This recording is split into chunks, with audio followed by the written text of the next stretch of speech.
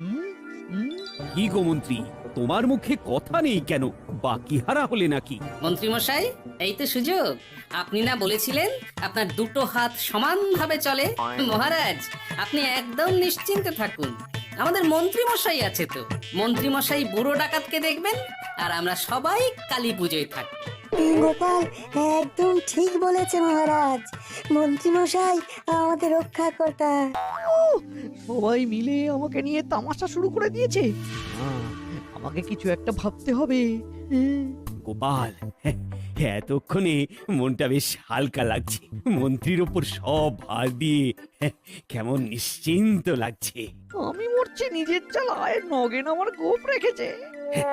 তাহলে এবার কালী পুজো নিয়ে আলোচনা শুরু হোক। গোপাল, মন্ত্রী তো সৈন্য সামন্ত নিয়ে প্রাসাদ রক্ষা করবে, আর গোপাল তুমি পুজোর সব ব্যবস্থাপনায় থাকবে।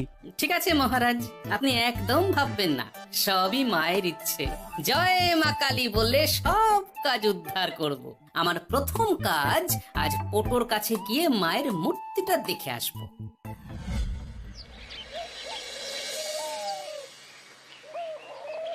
বাহ বাহ বাহ বাহ বাহ, প্রতিমার মুখখানা কি সুন্দর করে করেছো গো। প্রতিমা তো তৈরি। হ্যাঁ, প্রতিমা তো তৈরি, নিয়ে গেলেই হয়। আমাদের রাজবাড়ির নাট মন্দির রং হচ্ছে, বুঝলে? কাল শেষ হয়ে যাবে, তাহলে পরশু মায়ের মূর্তি নিয়ে যাব। হ্যাঁ, আপনাদের যেরকম ইচ্ছে। আহ, আহ, গোপাল দাদা, একটা কথা বলবো। সবাই বলা বলি করছে যে কালী পুজোর দিন রাতে রাজবাড়িতে নাকি ডাকাত পড়বে। তোমায় কে বললো? কানা ঘুষো শুনছি। ওদের রাজবাড়ির দেওয়ালে ডাকাতরা নাকি লিখে রেখে গেছে। আরে না না, ওসবে একদম কান দেবে না। সবচেয়ে বড় কথা, মা নিজ